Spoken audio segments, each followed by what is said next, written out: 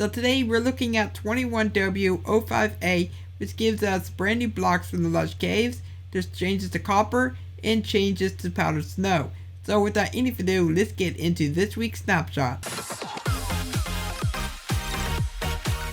First block we'll look at is going to be the new Dripleaf.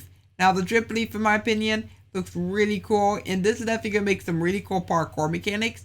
Because if you go and stand on the sleeve, after a few seconds it will start to drop down, and then after a few seconds after it's dropped, it will go ahead and stand back up. Now if you want to avoid it falling down, just go ahead and crouch, and then it will no longer go ahead and collapse until you stand up once again. Then we have the glow berries in the cave vine. Now when you read the changelog, it doesn't really explain exactly how to get the cave vines, but you need to use these glow berries. Whenever you interact with one of these blocks, as you can see, it grows the vine, and these are the cave vines that they're talking about. But unfortunately, you cannot climb them like a normal vine, but I kind of think that would be really cool if you could climb them. So maybe in the future they may end up changing that, but for the time being, you cannot do that.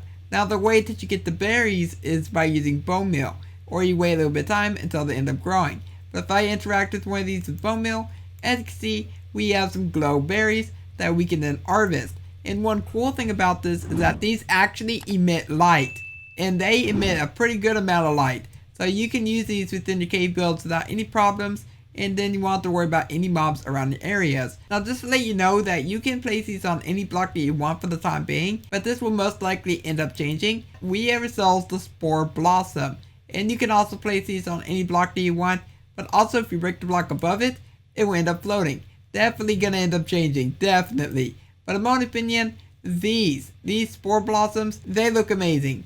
And one feature I would really love to see for them is being able to be placed on any side of a block. I mean, could you imagine this, having this on water, making it seem like a water lily? The next up, we have the Zelia and the flowering Zelia. In the future, there is going to be a bigger tree version that you will be able to grow in Finest Underworld, and it is going to be the Zelia tree.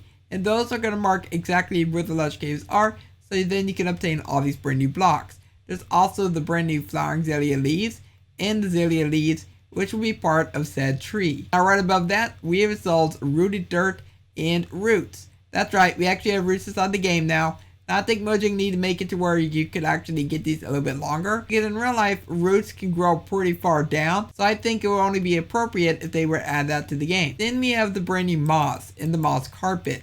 Now I feel like they'll probably end up changing that name from moss carpet to something else. Now this will act exactly how a carpet does, so anything that you do with a carpet, you can do with this. And then we have the moss block itself. Now to get the carpets, you can also craft it by using some moss blocks, just like you would a normal carpet with wool. Now they also made a small little change to copper, to where if you use the game rule random 6-speed, you can now make that oxidize a lot quicker. If I go ahead and watch the copper, after a little bit of time, it should start to oxidize.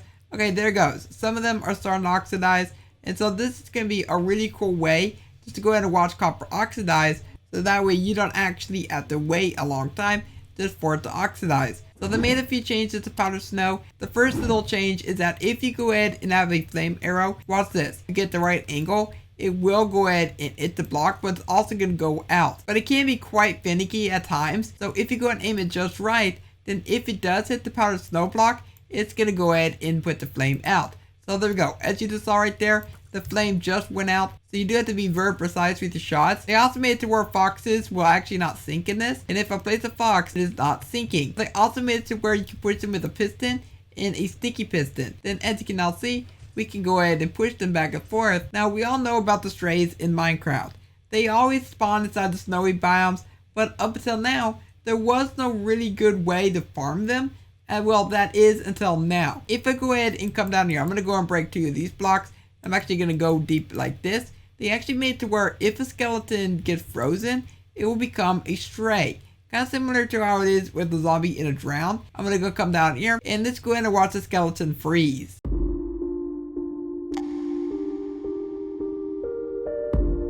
The skeleton froze and it became the brand new stray. You can now use a stone cutter with the copper block to make all the different stairs and slabs and even to cut copper.